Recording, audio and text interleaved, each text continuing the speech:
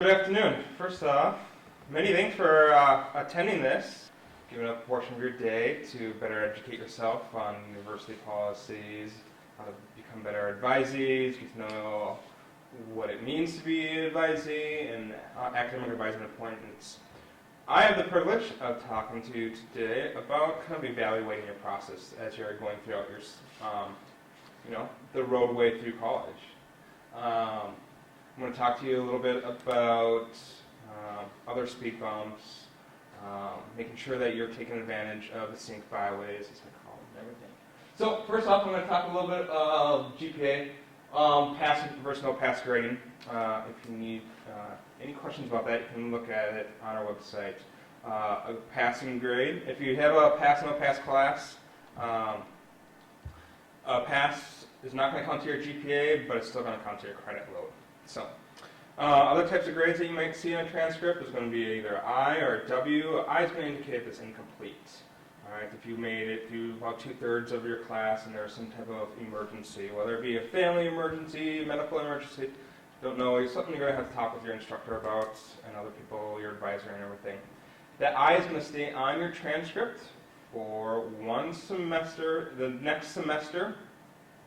If a grade is not entered in by that professor, it'll turn to F.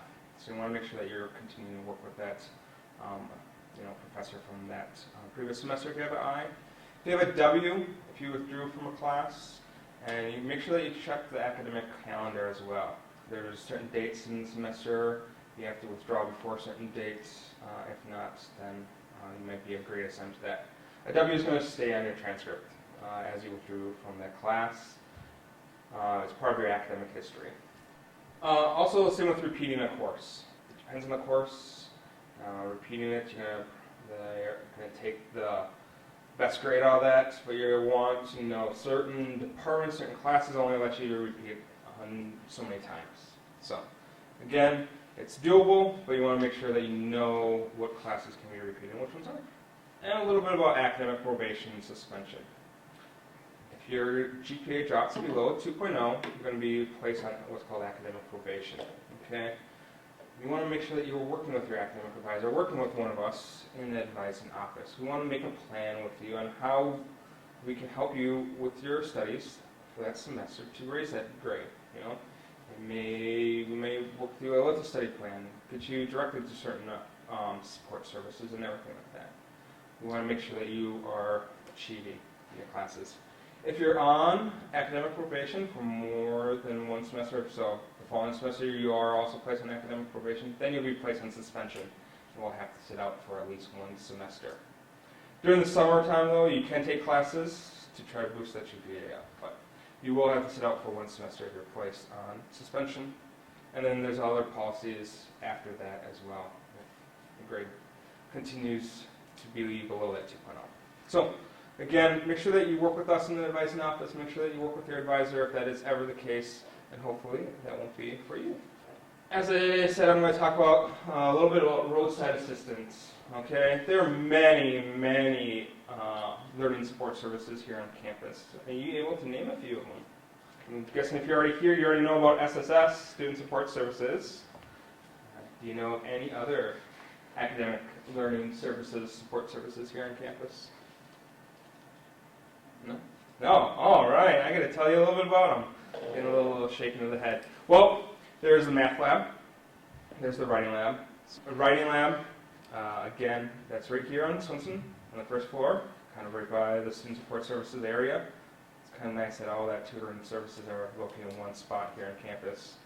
The math lab, I know that Student Support Services have tons of tutors for the math. They're going to help you out with that. If you need help with math, it's been a while since I've taken math class, so if I had to take a math class, I definitely would be there. There's a testing center, so if you need help with testing, I would visit Long Bagley. He's going to be able to assist you if you qualify for additional testing needs. As well as disability support services, Long Bagley is the guy to go see with that as well. There's, through Student Support Services, there's other collegiate study skills that they have available. whether it be other additional workshops similar to kind of attending something like this, like a noon seminar. There's many classes, IDS classes that they also offer through that. So any way that we can help you out with your collegiate studies, student support services and other services on campus will help you out. There's homelessness services, so if that is an issue, please let us know in the Advising Center. Student support services again.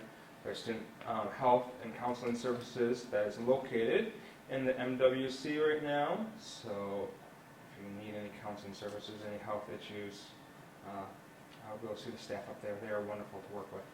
Part of the key to academic success is not actually studying more, but it's kind of studying smarter. And what I mean by that is making sure that you take full advantages of our tutoring services here offered on campus, understanding what your learning style is. What are your preferences? For myself, I have 3 little ones at home. I can't study at home. I need to sit in a quiet room to study if I'm going to read a book or anything like that. A white room, no distractions.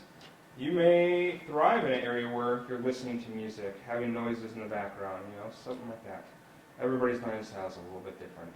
Making sure that you know that about yourself, working with your academic advisor, coming to support services, we're going to help you out, figure out how to make you succeed here at college.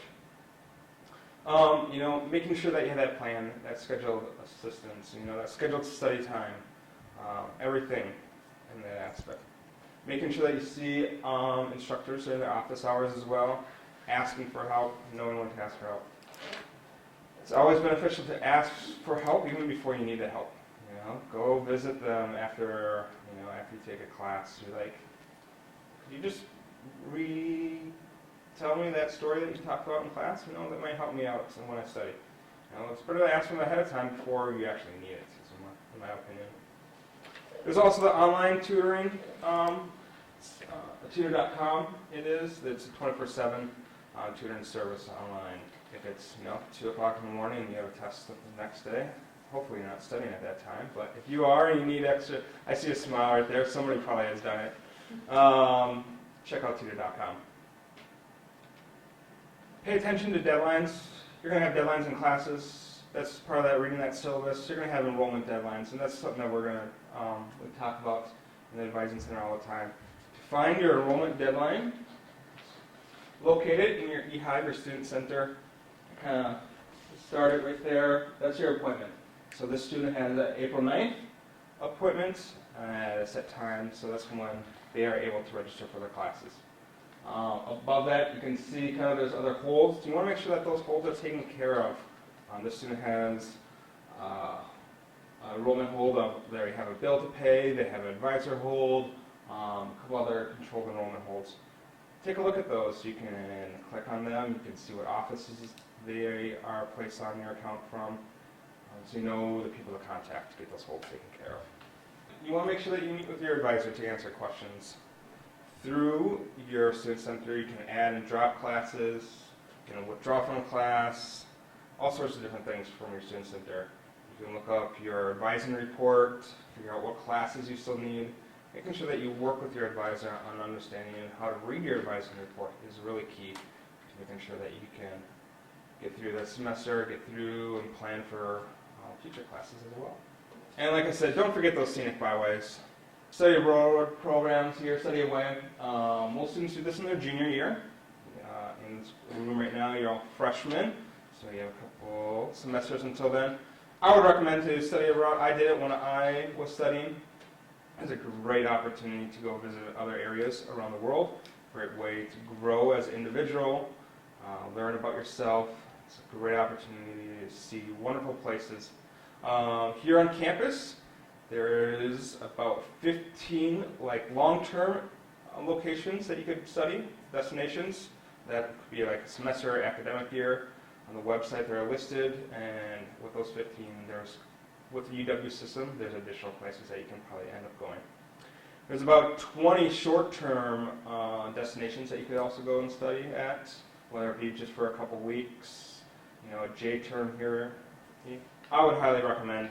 It's usually about the cost of studying here for a semester, so it's a great way. Again, make sure that you start the application process early. you want to get accepted, making sure that you plan ahead is key.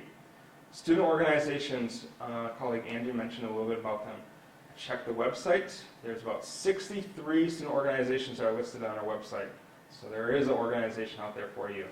There's probably even more that are listed on there. Talk with your peers, your classmates, your friends. See where they are attending for student organizations. A great way to get involved. A great way to build a resume. A great way to grow. To learn, just to have fun and build on that college experience.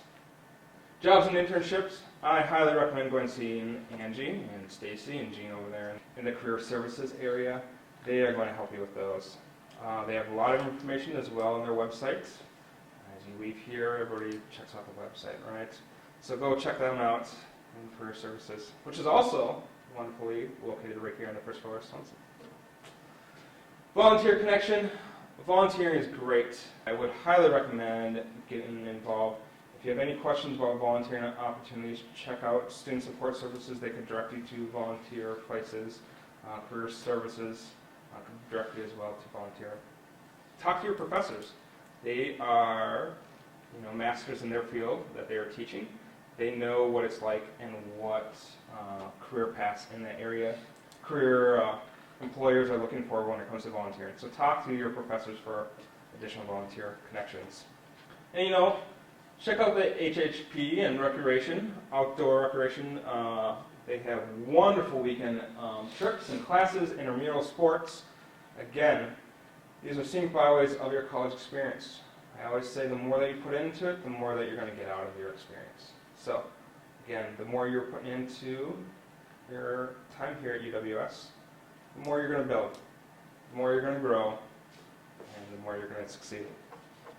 Just very briefly about university policies, the tuition plateau, something to talk about is that tuition is charged the same amount for undergraduate students. There's no difference in tuition costs between 12 to 18 credits. So you can take anywhere between 12 to 18 students the same tuition costs.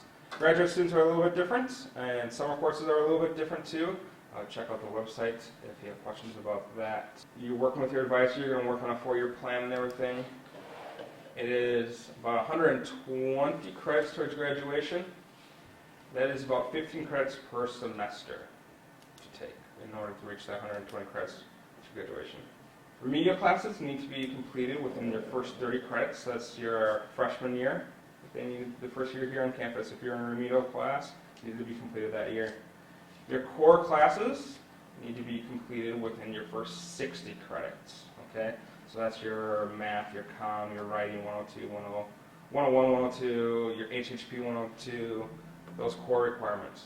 Your general ed classes, they can be completed and spread out in your time here at UWS. I personally would recommend trying to get them a little bit out of the way a little bit ahead of time so then you can focus more on your major classes. But again, that's going to be a plan that you're going to want to work with your academic advisor.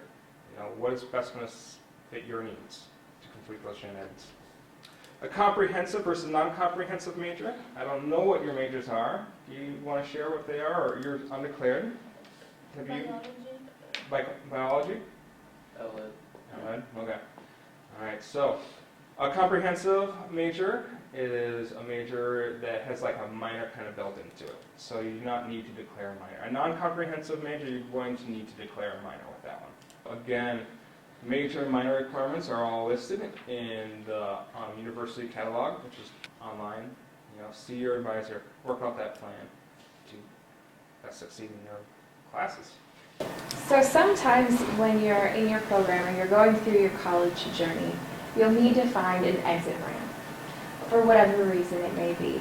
Some challenges present themselves to us that we just need to take some time, step away, and hopefully return in the future. Some of those exit ramps for you may be part-time attendance. Maybe something comes up in your life where you have to drop down to 6 credits or even 3 credits because you have other obligations that you need to take care of. And that's okay, realizing that sometimes plans change. Your plan is going to morph as you go through your program. That's definitely something to check in with your advisor about and see, all right, how does this change my plan? How can I adjust to be able to pick up these other classes somewhere else? And then where is that going to leave me for graduation? Sometimes you may need to take a leave of absence. So maybe you've had an event in your family where you have to take care of a sick family member, or there's been a death in your family where you have to work full time. That's definitely an option here, and it doesn't mean you can't return. So we always want to see those challenges that come up, address them. Don't think that there isn't a way to work through them. And definitely working with us in the advising center, or working with your faculty advisor, is a way to plan for those events. What's going to happen next semester when I have to take a semester off? How can I get back on track the following semester? Some classes are only offered in the fall or the spring. How am I going to overcome that hurdle? So definitely be very open and honest with yourself and with your advisor about what are those things you're experiencing in that time. What are ways that you can work around that, and how can we get you through to completion? And then readmission. Once that event is over, or you're ready to come back to school, all of the things in your life have worked out for school to be in your life again, how do you go through that readmission process? You can work very closely with us in the advising center, and we can work you through that process, getting you connected with admissions, getting you activated in our system, and getting you re-registered for classes and back on your way.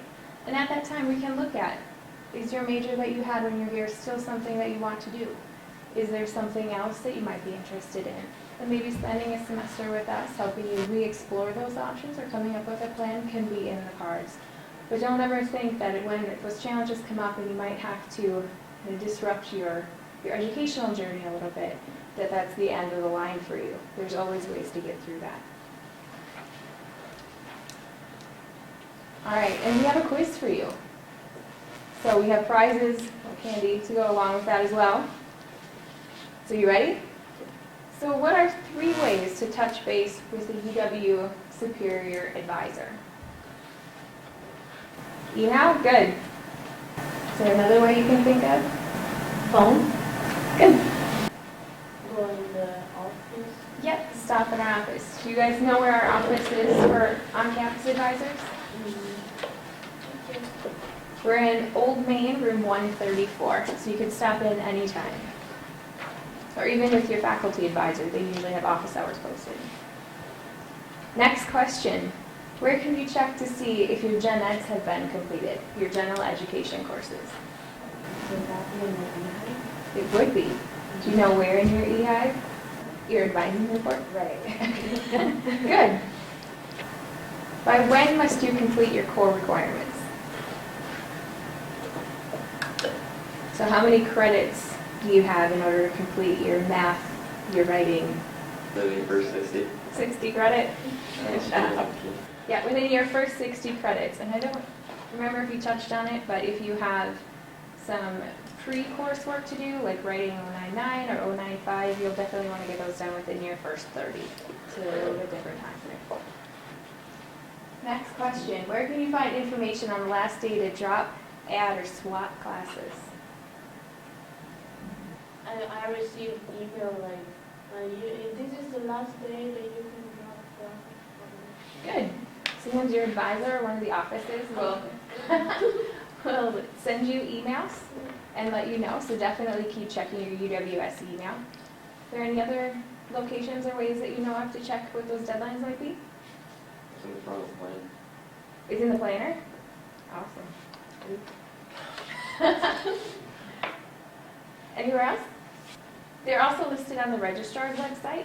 So if you go onto the registrar homepage on the UWS website, and on the left-hand column, there'll be one that says like dates and deadlines. The whole campus calendar for the year will be listed there. When should you declare your major?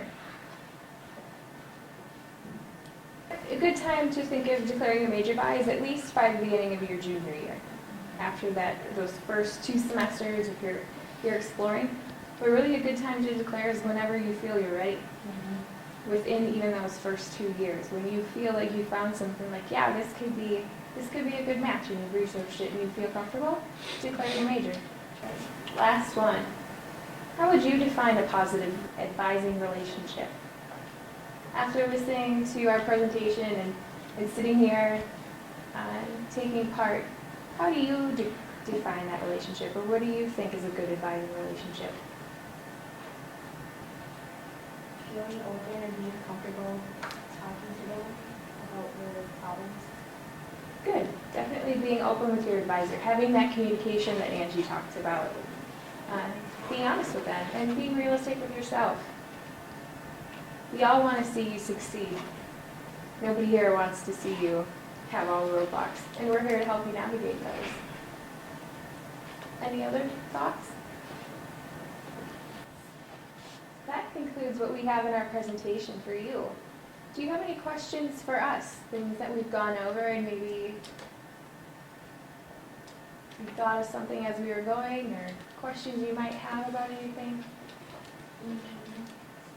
How do you know which classes you need to take, like the core requirements? Sure, for your general education or Yeah. for your core? Sure. The university catalog definitely has a listing of everything that's required for your general education courses. But we did give you a copy of the toolkit in your packet, and if you turn and kind of look through what's in there, we have provided a general education planning worksheet. So in this way, you can kind of track as you go through your general education courses what you take, or even plan ahead and mark what term you want to take them in. And they're divided by the different requirements. So the core requirements that need to be done in the first 60 credits are at the top, and then it goes into the knowledge categories. The next page you'll see are a listing of all of the classes that count toward those requirements. So if you go through the list and see ones that you might be interested in, definitely check them out in the university catalog, see maybe what their descriptions are and when they're offered, and that can be a part of maybe your wish list when you go into registration.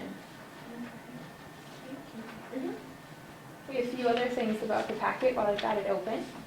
You'll also find a registration and course planning worksheet.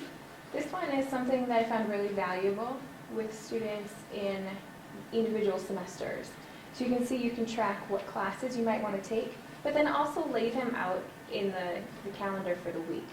That way you can kind of visualize what you have. For that, you can lay in what your work schedule is, what other commitments that you have, and really see, where is my time being spent? How much time do I have for classes? How much time do I have to get between classes?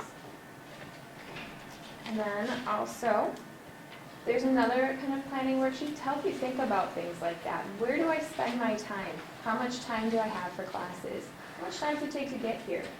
If you're using up more hours than you have in a week, then you might want to rethink that balance that you have in your schedule. And then also we have a Discover Your Success story. So the map that Angie went through today with you, there's a lot more information about that in here, and kind of the things that you can be thinking about as you go through your educational journey here at UW Superior. At the beginning, I'll kind of jump back to the beginning. There's a lot of information like we shared today about what advising is, and who your advisor is, and how you can contact us. Some information about pre-registration planning. So what kind of questions can you ask your advisor, or should you be asking your advisor? As well as an instruction about how to use all of the worksheets that are in here as well. And if you have questions, definitely don't hesitate to ask them now, or stop by, email us, give us a call. We're always happy to help. Any other questions that you can think of?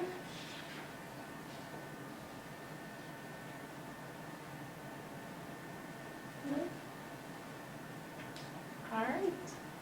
Well, thank you so much for coming today. We really appreciate having you stop in and share your lunch hour with us. We always enjoy talking to students and helping you on your journey. And like I said, if you have any questions at all about advising, about who your advisor is, or even need just general information about registration, we're here to help.